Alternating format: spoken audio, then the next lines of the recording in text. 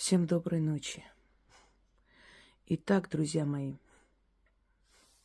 этот ритуал, как и все остальные ритуалы, в которых не обозначено, что можно провести за кого-либо, может провести человек только за себя. Обозначаю изначально сразу же, чтобы потом не возникали вопросы. А вот мой сын там сидит в тюрьме, а можно мне за него делать? Ну, если вы хотите в тюрьму, тоже, да, делайте. Потому что пить лекарства за своего сына, когда у него голова болит, навряд ли у него перестанет болеть голова. Вы должны понимать, что есть вещи, которые никак нельзя читать за другого человека. Этот заговор спасет от плена, может человеку, который сидит, сократить его срок, может быть, добьется пересмотра. Но более всего этот заговор создан для женщин. Потому что, когда у женщины беда, она никому не нужна, кроме себя, никто ей не помогает. Было время, когда я по глупости хотела отойти от магии, хотела жить жизнью обычной женщины, не хотела никому помогать, не хотела тратить свои силы на людей. И взяла такой большой перерыв, думая, что, может быть, за это время все это улетучится, уйдет. Наивный ребенок. Я действительно не хотела. Сейчас очень многие стремятся, стараются, хотят стать ведьмами любой ценой, даже не представляя, что это за ужас, что это за жизнь. И скольких ведьме приходится хоронить, любимых, родных, близких, сколько адов ей приходится пройти, и чего только ей не приходится пройти в этой жизни. Вот они, вот эти вот глупые бабы, и они пытаются стать ведьмами. Их тут же находят определенные темные силы, высасывают с них всю энергию, выкидывают их на обочину жизни. Они заканчивают дуркой или еще чем-нибудь. И отсюда начинаются вот эти утверждения о том, что кто занимается магией, те сходят с ума. Нет, друзья мои, кто занимается магией, если вы знали старых бабушек еще того времени, у них здоровые дети, здоровые внуки, ладное хозяйство. Не сходит с ума тот, кто занимается магией. Сходит с ума тот, кого не звали, а он приперся. Это как богатые мужчины, которые используют молодое тело, прекрасно понимая, что эта молодая хочет от него только денег. Они не дураки. Заманивают ее, обманывая тем, что все это достанется ей. На самом деле все оформлено на него. И как только она, то есть он, извиняюсь, найдет силиконы побольше, чем у тебя, ты оказываешься на обочине жизни. Так случилось со многими женами олигархов. Вот это примерно то же самое. Когда ты лезешь в эту силу, а она тебя не звала, она понимает, для чего ты пришла, для корыстных целей, тебя заманивает, забирает твой разум, жизненную силу и выкидывает на обочину жизни. И ты остаешься ни с чем. Так вот, когда я забеременела, и после где-то год, после рождения ребенка, чуть меньше года, где-то 8 месяцев, я никого не принимала. Наши были очень недовольны. Все время говорили, что вот приходят, тут стучатся, просят к тебе. С работы моей сестры просились врачи, медсестры. А я решила, что не хочу, отхожу от этих дел, и все, буду жить обычной жизнью. Ну, кто мне даст жить обычной жизнью? И так получилось, что гонимая с маленьким ребенком на руках, никому не нужная, иногда родные близкие люди могут дружно отправлять тебя в могилу. Просто дружненько. Или на виселицу, хоть куда. Я вот с ребенком маленьким на руках, некуда деваться, уже вечереет. Испугался остаться на улице. Дома меня никто не ждал. Дома насилие, издевательство. После кесарева избиения у меня шов не зашивал из-за этого. Да чем угодно, и швабры, и ногами по шву. Невыносимая жизнь, ад. Я пошла с ребенком в церковь. Я сказала: пожалуйста, можно мы останемся до утра, хоть на лавочке тут переночуем, мне просто некуда идти. Что вы думаете, попадя меня самыми последними словами и шалава ты, и потаскуха, выгнала из церкви с ребенком. Осень, вот холодная осень. И вот когда я это увидела и почувствовала, я сказала: нет, только магия может мне помочь. С тех пор я поняла, что моя дорога здесь, больше никто не поможет. И я начала расправляться со всеми. Я пришла, села, начала по новой создавать работы. Очень много было создано в студенческие годы, но они в основном касались учебы, какой-то там удачи. Ну, еще пока ребенок, то, что мне нужно было, то и создавалось. А потом создалось от врагов, от недругов, создалось от неволи, создалось от много чего еще. И постепенно я вылезла из этого ада. Прошло много лет, и я до сих пор помню эти бешеные глаза этой женщины. Как она меня толкала оттуда, как ребенок начал плакать в ужасе. А вы говорите: милосердие. Да, конечно. Друзья мои, поскольку насилие в семье не считается преступлением, и Дума у нас никак не примет и не хочет принимать о семейном насилии закон, он не только в России, это проблема.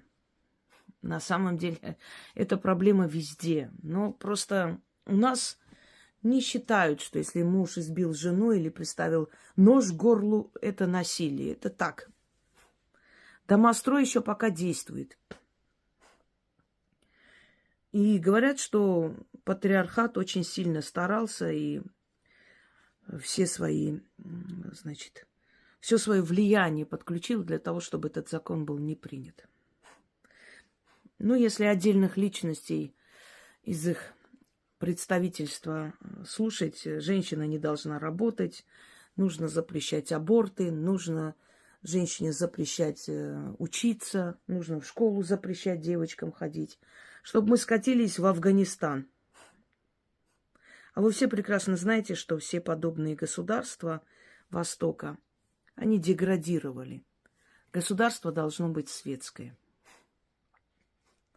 Каждый пусть верует во что хочет, в кого хочет, но оно должно быть светское. Иногда смотрю, огромная страна, огромная, знаете, карта перед тобой, аж дух захватывает. Как захватывал дух у Екатерины Великой, когда она заказала карту России по всем губерниям, городам, и несколько дней не могла прийти в себя. Какая-то огромная страна и какая ответственность на ней перед этой огромной страной. Так вот, огромная страна, и у всех народов свои традиции, обычаи. Это никогда невозможно запретить, это будет вечно. Ну вот, пользуясь этими обычаями, традициями, под названием магия, если все вместе собрать, мы будем спасаться, потому что доблестная милиция нам говорит: убьют, тогда звоните. Еще не убили, чего вы пришли сюда? Но не убили же еще пока. Ну, если когда убьют, тогда скажете, придем, опишем там труп.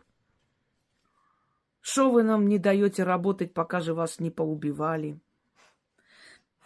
Поэтому, если вы посмотрите, как ловили маньяков, случайно, каждого из них случайно просто, вот случайно. Или люди скрутили, а потом оказалось, что еще там Чикатило. Сколько раз ловили и отпускали. Сколько людей расстреляли вместо него? 5 человек, по-моему. О чем мы говорим? Был случай, когда 3 ребят посадили за групповое. Якобы шофер пострадал. Ну, в общем, не хочу это слово называть. Как будто труп они утопили в этом пруду. Все это показали. Им дали по 15 лет, учитывая их возраст. Через полгода шофер этот появился. Оказывается, он у любовницы жил. Боялся появиться, чтобы жена не узнала. И что вы думаете? Они еще 3 года сидели после этого, пока родители доказывали, что это шофер живой. Когда доказали, им просто справку выдали, что они свободны, и все. Я не говорю про компенсацию, я говорю о том, что наказание следователям, судьям за это все ничего. Поэтому о чем мы говорим, дорогие женщины? Никто нас не защитит, кроме нас самих. Никому мы не нужны. И когда над нами проявляют насилие, все пытаются нами еще и воспользоваться этим моментом слабости. И коллеги начинают над нами шефствовать, потому что знают, что дома муж тиран. И свекровь начинает шефствовать, потому что знает, что ее сын бьет вас. И мать начинает говорить: терпи, ничем не лучше меня, потому что ей так удобно. А у некоторых народов вообще традиция: хоть убьет, но обратно, чтобы не вернулась. Пусть убивает, похороним как бы, и более честно, достойно. А как же? Честь. Какая нахрен честь, когда весь мир знает, что он тебя не любит, что у него любовница, что он тебя пинает, унижает тебя как животное. Все это знают. А ты сидишь из-за какой-то мнимой чести, это все терпишь. А сколько самоубийств у женщин из-за того, что некуда идти. Из-за того, что родители предают, буквально предают, продают их за бараны, за золото, за какие-то украшения. Не все же родители достойны называться родителями. Многим родителям нужен просто удобный ребенок, чтобы подороже продать и получить подарки. Показывали, когда в Осетии бедная развелась, убежала, и он зашел в магазине, 90 раз, что ли, ударил ножом.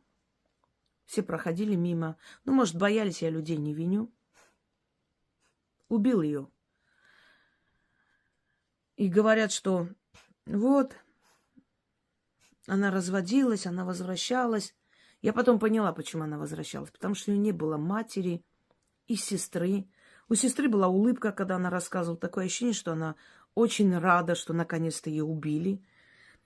А мать сказала, что ее сын находится в семье отца, как и положено.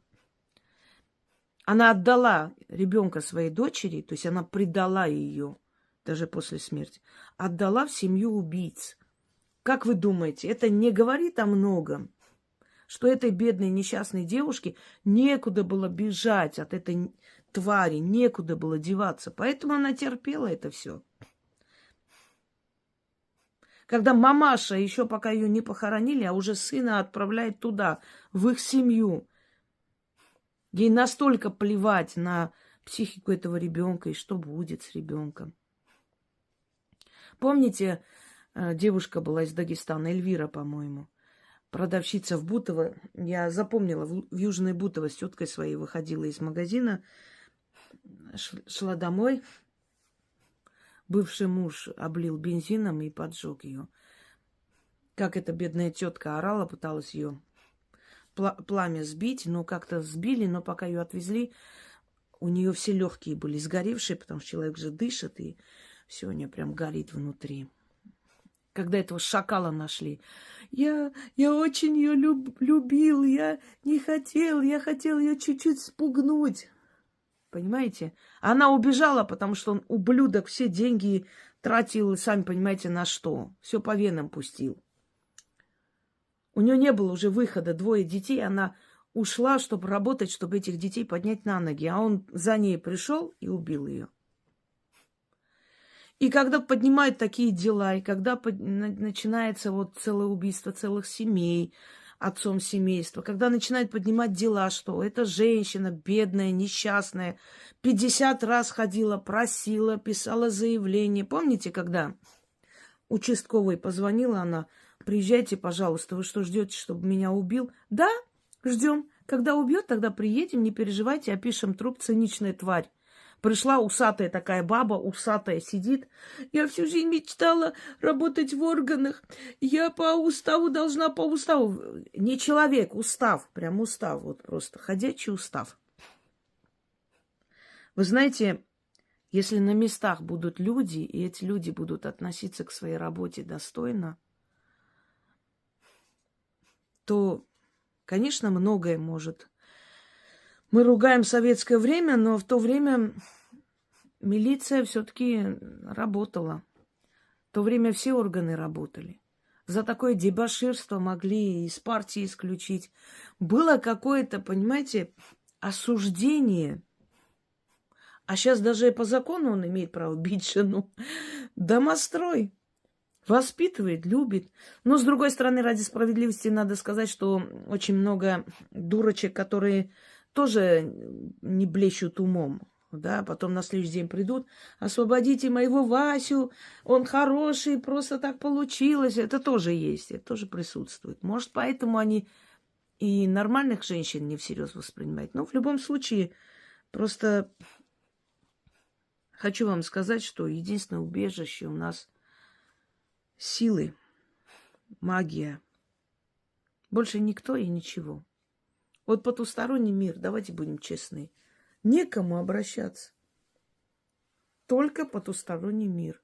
Как говорят, до царя далеко, до Бога высоко. Ну, раз такое дело, будем обращаться к нашим богам. Они рядом, и они нас слышат и помогают. Здесь используется слово «батюшка Бог». Это Бог Верховный. Тот Бог, Отец, который Отец всех богов. Поэтому вы должны правильно понимать мысль этого заговора. Обращение к Верховному Богу, тому, кто создал и всех богов, и людей, и руководит мирозданием. Может быть, даже более древняя сила, чем те боги, которых мы знаем, и которые позволили назвать их по именам. Метод старинный, но заговор мой, потому что те заговоры и те ритуалы, которые связаны с таким методом, они сырые, они не работают. Поэтому, взяв за основу этот метод, я создала свой. И он работает. Хотите уйти от тирана, который вас угнетает? Все дороги закрыты, ничего не получается. Он преследует. Или не получается, потому что не можете найти работу, не можете найти убежище, все что угодно. Проведите. И за короткое время все двери откроются. Как будто все тайные двери просто раскроются перед вами. И приведут к вам все возможности, все выходы из ситуации, чтобы вас спасти, потому что вы будете призывать эту силу. Делайте несколько раз в месяц. Порой даже одного раза достаточно. Вам нужно купить, не помню, как это приспособление называется, честно говоря. Сейчас вспомню, скажу точно. Сейчас даже в аптеках продают. Он более безболезненный. Ланцет, по-моему, называется. Несколько штук в пакете подносите к пальцу, нажимаете, и он безболезненно относительно берет кровь. Почему с пальца всегда болезненно? Потому что здесь сконцентрированы нервные окончания. С вены тоже, но там не так много, а здесь очень много нервных окончаний, потому что мы пальцами чувствуем, мы же нажимаем, берем, руки у нас чувствительные. И, естественно, когда туда делают прокол, сразу чувствуется боль особенно. Поэтому процедура немножко неприятная, но придется вам взять каплю крови, капнуть в стакан, 100 грамм, 200 грамм, то, что вы можете залпом выпить потом. Подготовьте вешалку на главной двери. Можете временную купить, которые склеивают. Она должна там висеть. Под любым предлогом это сделаете. После того, как вы капнули кровь в стакан, начитайте 3 раза заговор, выпейте залпом кровь с водой.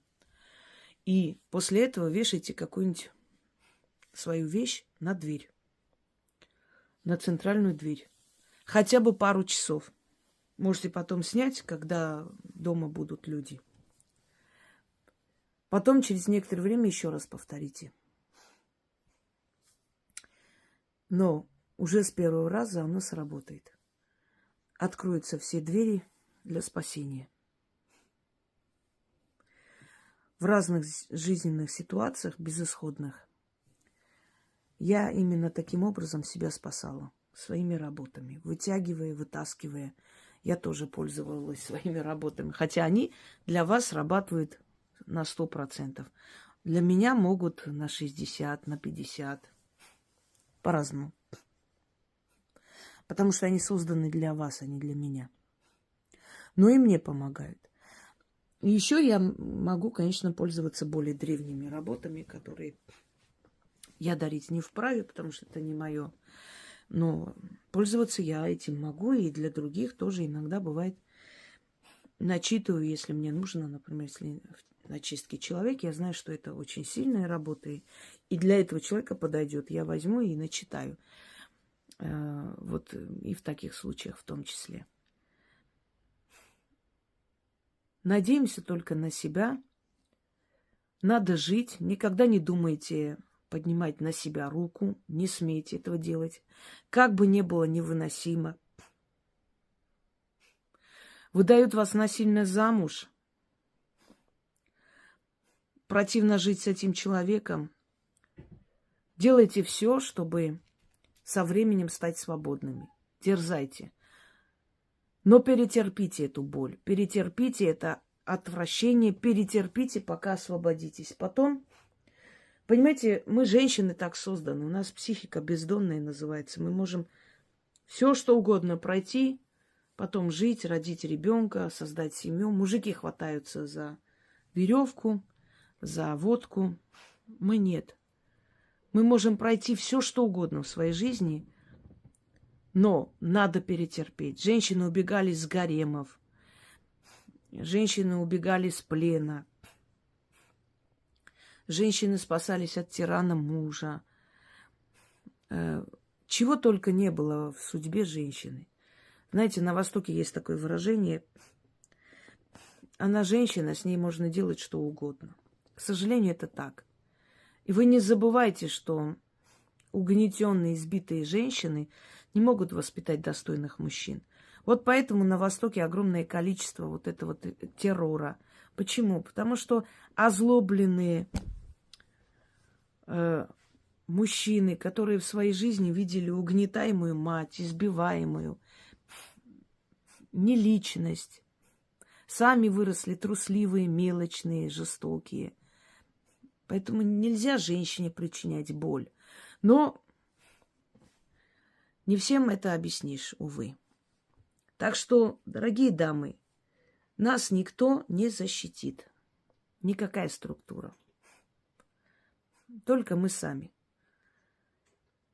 Не защитить. Наоборот, еще и в руки тиранов обратно отдает.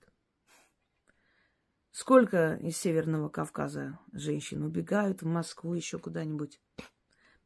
Участковые, местная полиция оттуда за деньги приезжает.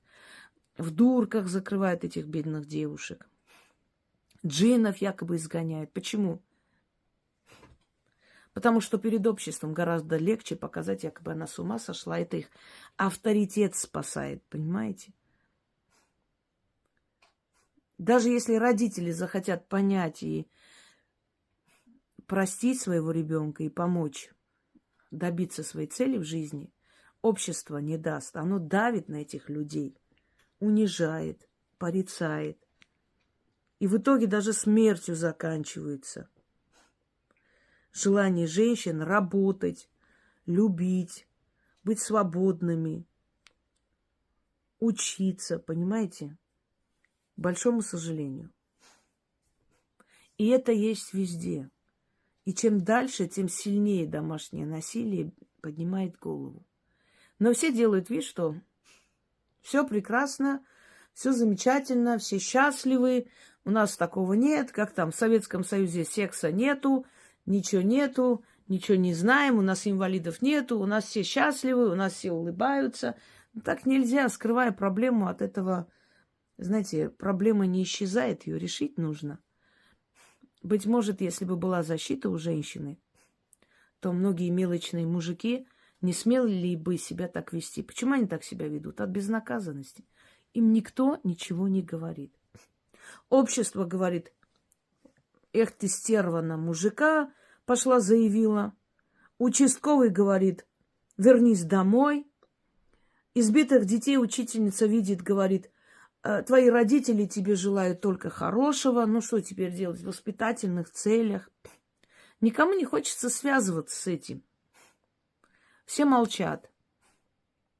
Никто не хочет выйти из своего комфорта. Поэтому, когда вас угнетают, когда вы вне воли, когда ваша жизнь ад, запомните, кроме себя самой вы никому не нужны. Ни родителям, ни обществу. Обществу не нужны слабые. Оно так создано, мы звериное общество, и никогда не поменяемся. Это нам кажется, что мы люди. У нас точно такие же звериные законы. Слабого грызут, слабый становится изгоем. Не хочешь быть изгоем? Встань. Мы живем как среди волков и шакалов, понимаете? Споткнешься, упадешь, тут же вцепится в глотку. Любой человек споткнулся, или посадили, или завели дело, сразу же на него журналюги начинают орать в своей прессе желтой, сразу же ток-шоу, добить, пока свежая тема, собрать там очки, собрать зрителей. Все равно, что они уничтожают человеческую жизнь, втаптывают, без разницы. Поэтому мы живем среди шакалов. Будьте начеку, будьте сильны, будьте как львица, рвите их к черту, выкидывайте в сторону. И никогда не сдавайтесь, боритесь за себя. А если вы уверены, что есть силы, которые вас слышат, то поверьте мне, что они 1000 раз больше дадут тому человеку, который хоть на полшага сделал к ним навстречу. Итак, капать каплю крови в воду, начитать 3 раза, залпом выпить, после чего повесить свою вещь на главной двери, с которой вы ходите из дома. 3 раза в месяц можно это провести, больше нельзя. Каждый месяц, пока ваш вопрос не решится. Обычно решается с 1-го раза. Но на всякие 3 раза.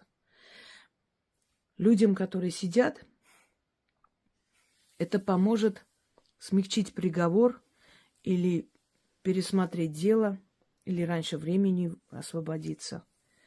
Это поможет людям, которые в плену, но, к сожалению, кто донесет до них это? Ни за кого проводить это нельзя, только за себя. Не смейте просто так проводить, потому что вас обидели на работе, можно и это проведу. Если хотите быть наказаны, проведите, мне плевать. Потому что я говорю человеческим языком. Если вы хотите уйти от человека, человек вас не отпускает. Если он отпускает, вы разводитесь, не проводите, у вас все нормально. У вас получается новую жизнь начать.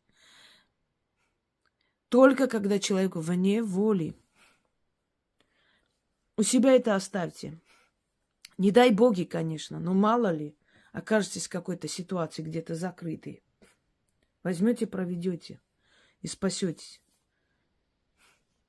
Можете своим детям это дать на всякий случай. Пусть это никогда не пригодится, но пусть это у них будет для вашего спокойствия. Но проводить могут только они.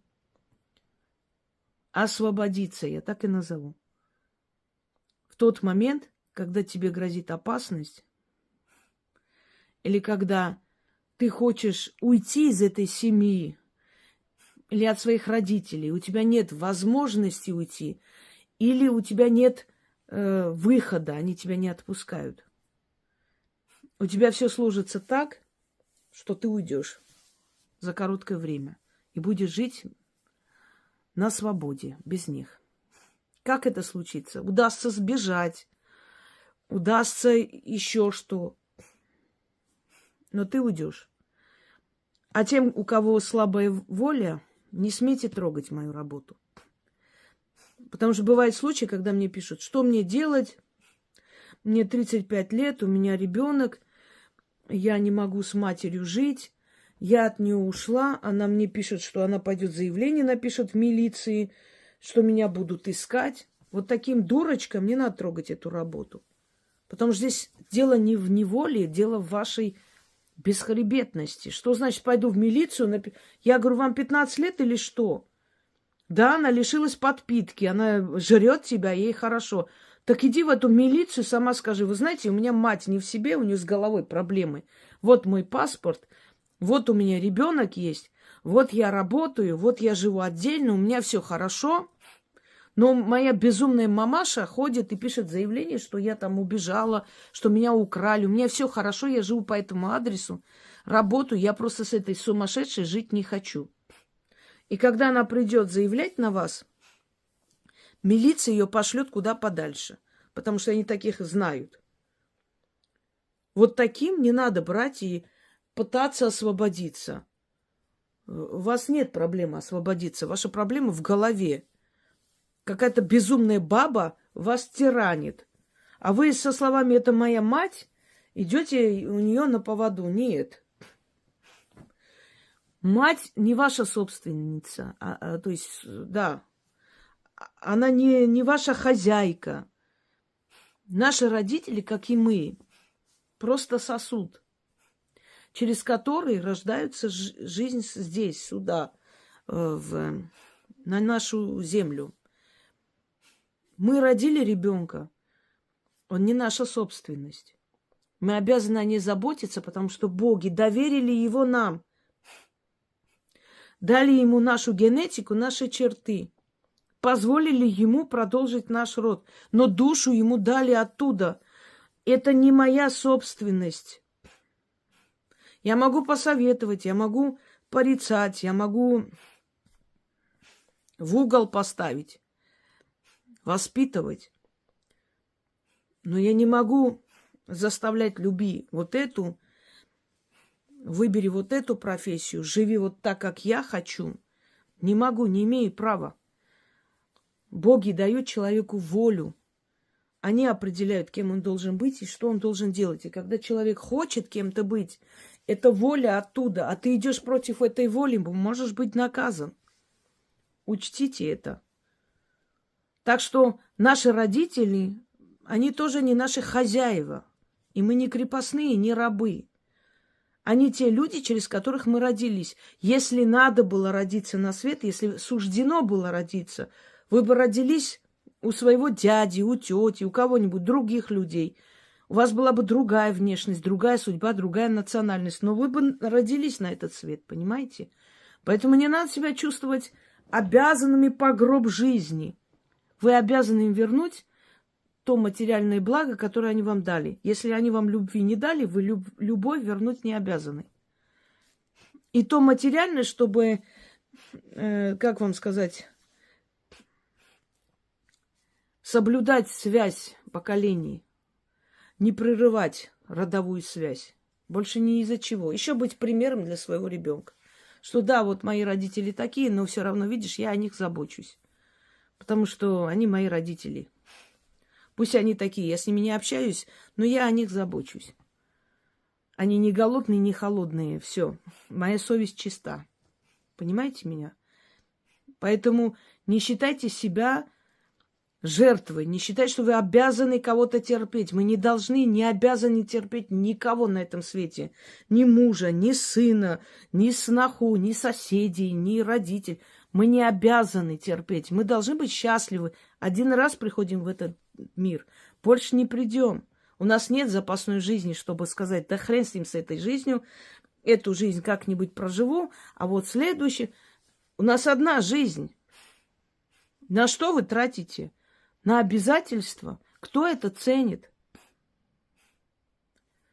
Вы попробуйте сделать вид, якобы у вас какая-то беда случилась. Начните звонить своим друзьям, близким, сказать, что вам помощь нужна. Даже не говорите, какая помощь. Ни сумму, ничего. Просто помощь нужна. И посмотрите, сколько из них выключат телефон.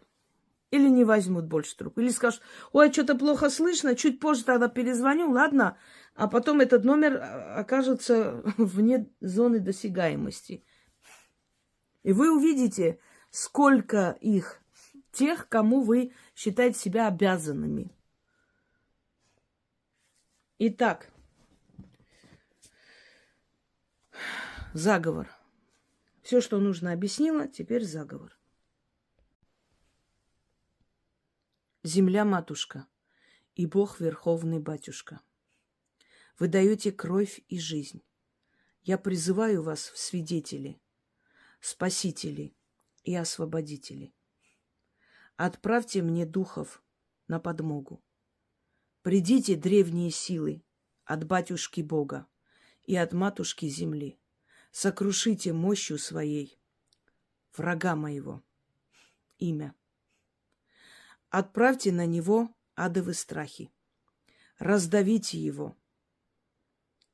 А передо мной откройте двери. Да двери не обычные, а двери свободы.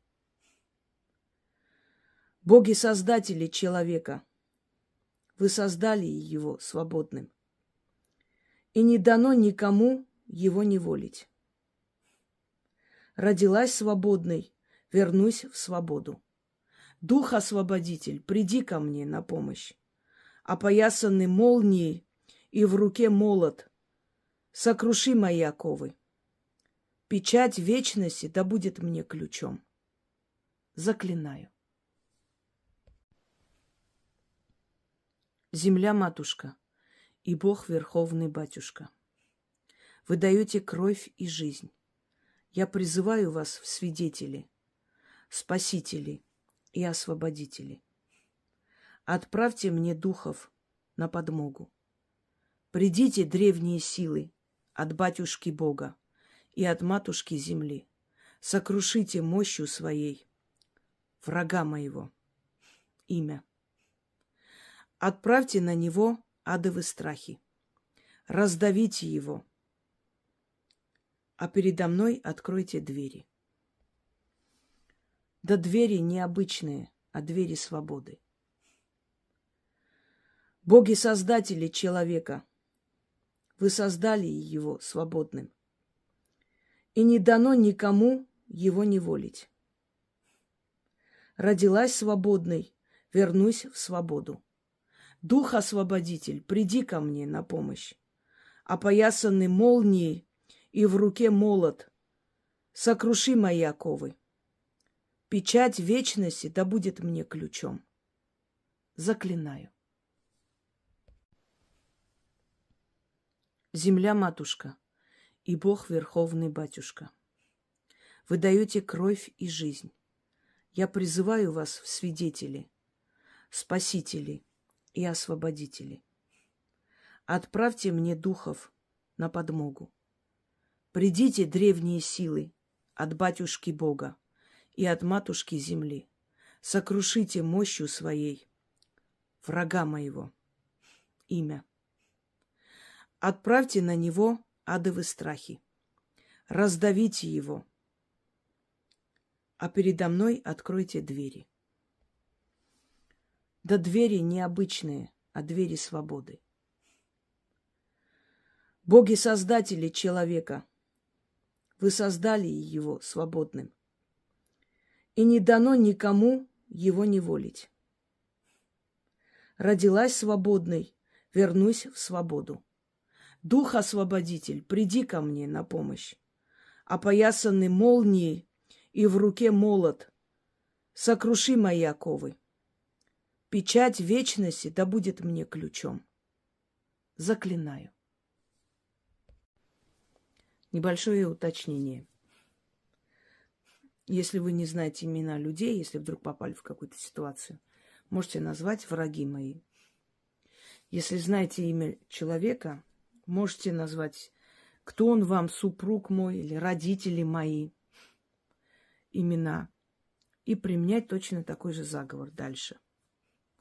Это на всякий случай уточнение. Даже если нужно будет пройти 1000 адов, пройдите, преодолейте, побеждайте, никогда не складывайте руки, никогда не сдавайтесь, никогда. Когда человек хочет сдаваться, вот в этот момент как раз его спасение уже близко. Помните это. И есть такая древнерусская поговорка: двери твоего ада закрыты изнутри. Задумайтесь над этим. Мы сами не хотим этот ад отпускать. Надеясь на то, что человек поменяется, может быть. Вот когда до вас дойдет, что он никогда не поменяется,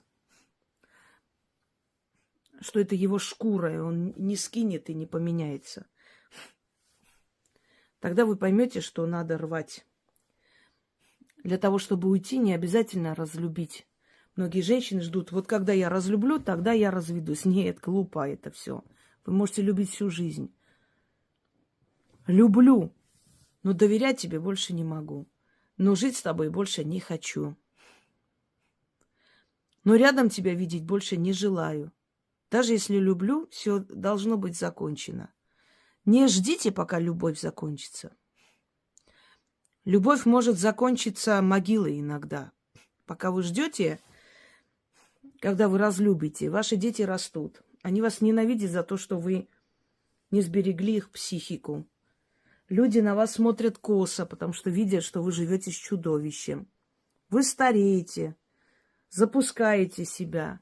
Вы лечите депрессию едой. Вы становитесь полные, старые бабы. А он жрет и жрет и жрет вашу жизнь.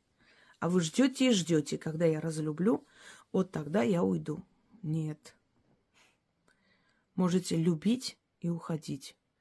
Это более настоящий героизм, чем ждать, пока вы разлюбите. Итак, я вам подарила эту работу и объяснила, как провести. Всем удачи!